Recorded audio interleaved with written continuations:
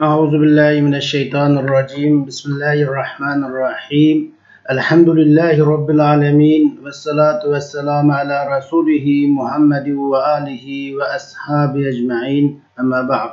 Esselamu aleyküm qarindoshlar. Biz bugün hadis ko'rsatmalar darsimizninki 58. dersini o'qiymiz. Darsimizning mavzusi quyoshning mag'ribdan chiqishi va vaqtning barakatining yo'qolib ketishi, vaqtning barakatining ko'tarilib ketishi degan haqda bo'ladi. Bugungi darsimiz ya'ni mushu hadis ko'rsatmalari kitobimizninki hadisning soni bo'yicha aytganda 140-chi hadisini o'qiymiz. An Abi Hurayra radhiyallohu anhu anna Rasululloh sallallohu alayhi va sallam qala لا تقوم الساعة حتى تطلع الشمس من مغربها فإذا طلعت فرآها الناس آمنوا أجمعون فذلك حين لا ينفع نفسا إيمانها لم تكن آمنت من قبل أو كسبت في إيمانها خيرا ولتقومن الساعة حتى قد نشر الرجلان ثوبهما بينهما فلا يتبايعانه ولا يتويانه ولا تقومن الساعة وقد انصرف الرجل بلبن لقحته فلا يطعمه ولا تقومن الساعة وهو يليت حوضه فلا يسقي فيه ولا تقومن الساعة وقد رفع أحدكم أكلته إلى فيه فلا يطعمه رواه البخاري. Abi Hurayra radıyallahu anhu'dan rivayet kılınan hadiste Resulullah sallallahu aleyhi ve sellem mundaq degan: Qiyomat barpo bo'lmaydi, qiyomat bo'lmaydi, quyosh mag'ribdan chiqmoqchilik qiyomat bo'lmaydi. Quyosh mag'ribdan chiqib, quyoshning mag'ribdan chiqqanligini kishilar ko'rganda hamma odamlar ular iymon etadi. U chaqda aytgan iymonning hech qanday foydasi bo'lmaydi. Bu haqda Allah subhanahu wa ta'ala mundaq deydi: Estağfirullah Bismillahirrahmanirrahim. La yanfa'u nafsan imanuha lam takun amanet min qablu aw kasabat fi imaniha hayra. Allah subhanahu wa ta'ala deydi ki, bir odam quyosh mag'ribdan chiqishdan burun iymon etmagan bir odamga uning quyosh mag'ribdan chiqqandan keyingi iymoni hech qanday foyda bermaydi. Yoki quyosh mag'ribdan chiqishdan burun iymon etgan odam bo'lsa-mu, buningdan burun yaxshi iymon haqida yaxshiliklarni, solih amallarni qilmagan bir kishiga quyosh mag'ribdan chiqqandan keyin qilgan amalların hiç qanday foydasi bo'lmaydi deydi. Qiyomat haqiqatan Allah bilan qasamki qiyomat bo'ladi.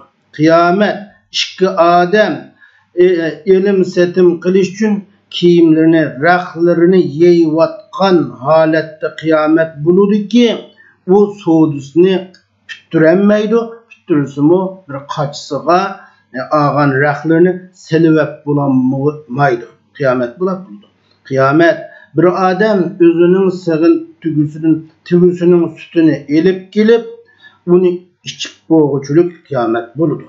Kıyamet bir adam özünün külünü oңşuvatkan içiği düşüp kalgan layını elivatkan halette kıyamet buludu ki bundan hiç qanday su içemeydi.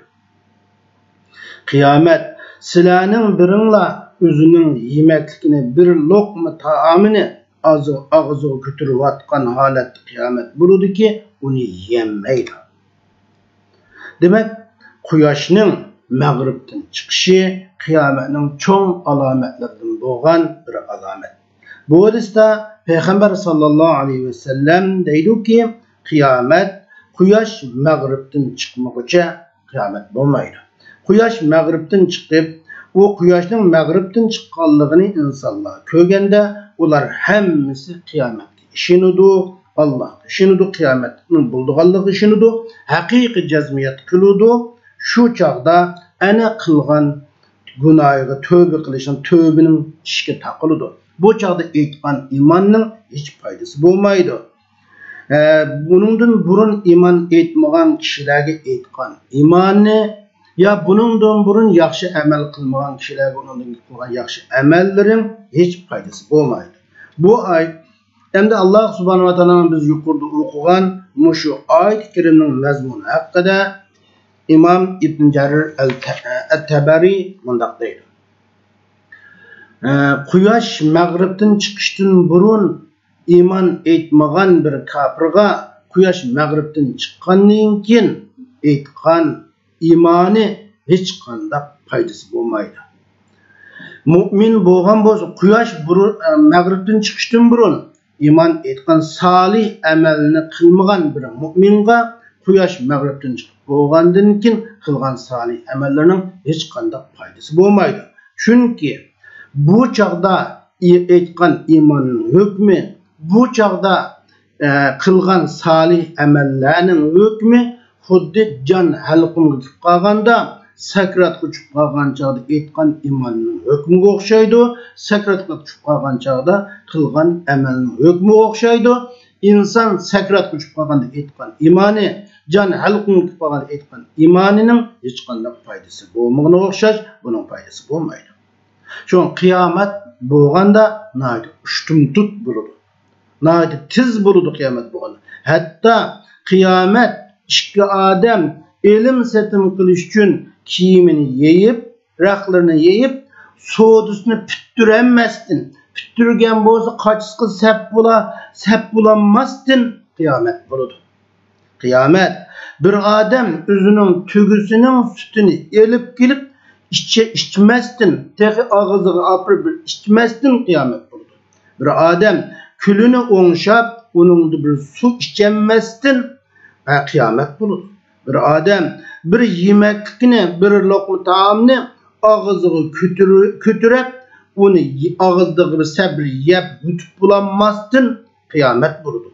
O adam bilen şu yemekini oturursa kıyamet kayım buluş, yemeklik bilen o adamın oturup tusalığı bulup o adam o yemekliğini yiyemeydi. Kıyametinin buluşu bir adamın bir lokma taamını ağzıga tiz kütəginidin mi tizrak bulur. Dep Peygamber Aleyhisselam kıyametinin tiz buluduğallığını boğan çağda o kıyamet boğan çağda pek tiz halette emilişi vücuduna çıkıp buluduğallığını bayanlık verdi.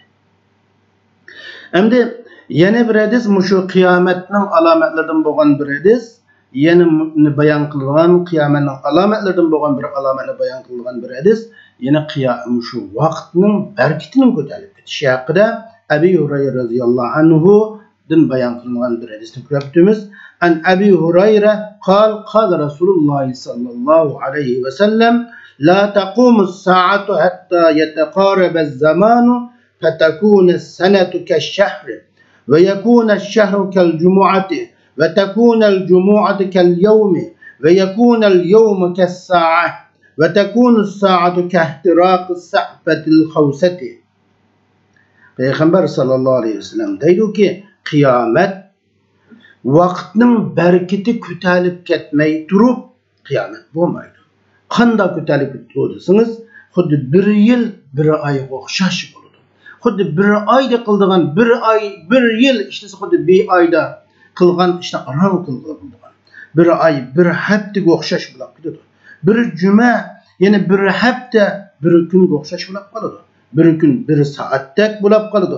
Bir soat xuddi bir sarangini yiqib, yandırıp o'chgan miqdorida bir sarangining bir dan marjinning yani yenib o'chgan miqdorida qisqa bo'ladi. Peygamber Aleyhisselam sallallahu aleyhi ve sellem kıyametinin alametlerini nurgun urullarda bayan kılgan. Kıyamet bunu kayın buluştan aldı ki nurgun korkunçluk ahvalını mı Peygamber Aleyhisselam bayan kılgan. Peygamber Aleyhisselam ana şu bayan kılgan kıyamet alametlerini katar edin vaktinin berkitinin kötülük kıldığını mu hem Peygamber Aleyhisselam bayan kılgan. Bayan kılıp Peygamber Aleyhisselam deydi ki kıyametning alametleri vücudga chiqmay turib qiyomat bo'lmaydi. Kıyametning alametlerining qatoridan yeni vaqtning berkitining tatilib ketishi, ko'tarilib ketishi. Shuning bilan vaqtning berkiti ko'tarilib ketsa qanday bo'ladi deganda vaqt nihoyatda ozlab ketadi. Ammo 1-2 kunduz 24 soat, 1 yil 365 kun bo'lsa-mu, ya'ni uning foydalari tatilib ketadi. Shuncha uzun bir kunning ichida hech ishni hech ish qila olmay, ma'lum bir ishni bitirolmay kun kechiradigan ahvollar bo'ldi. Yoki insonlar ular fitna bilan, har xil havodisatlar bilan, qattiqchilik bilan ko'p mashg'ul bo'lib qolganligi uchun vaqtning qanday o'tganligini bilmay qoladi. Kecha kunduzlarining qanday o'tib ketganligini bilmay qoladi. Mana bu vaqtning berkitining tuvallab ketganligi shu darajada tuvallab ketadiki, 1 yil, 1 oyga o'xshash berkatsiz o'tib ketadi. 1 oy xuddi 1 haftaga o'xshash berkatsiz o'tib ketadi. Voy 1 hafta bo'libdi deymiz, xuddi bir kundek bidanmidi 1 hafta o'tib ketgan.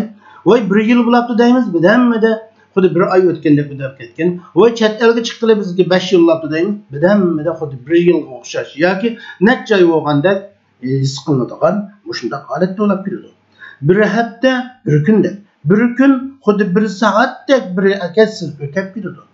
Xuddi 1 soat, xuddi bir sarangini yiqib, sarangi ana yaqsaq kuyab bina necha kun uchun ana shunday holatda bo'lib ketadiki, mushuning hammasi vaqtning berkitining ko'tarilib ketganligiga, vaqtning berkitining qolmaganligini bildiradi. Vaqtning tez o'tadiganligini bildiradi. Vaqtdan foydalanmaydiganligimizni, vaqt berkitining oz qoladiganligini bildiradi. Endi bugungi darsimizdan oladigan muhim nuqtalarga kelsak, qiyomat ushtum tut bo'ladi. İkincisi, quyoshning mag'ribdan chiqishi yine qiyomatning cho'ng alomatlarining qatoridan hisoblanadi. Uchinchi birisi, ya'ni vaqtning berkitining ko'tarilib ketishi qiyomatning alomatlarining qatoridan ekanligini ko'ra olamiz. Va oxir da'vana alhamdulillahi robbil alamin.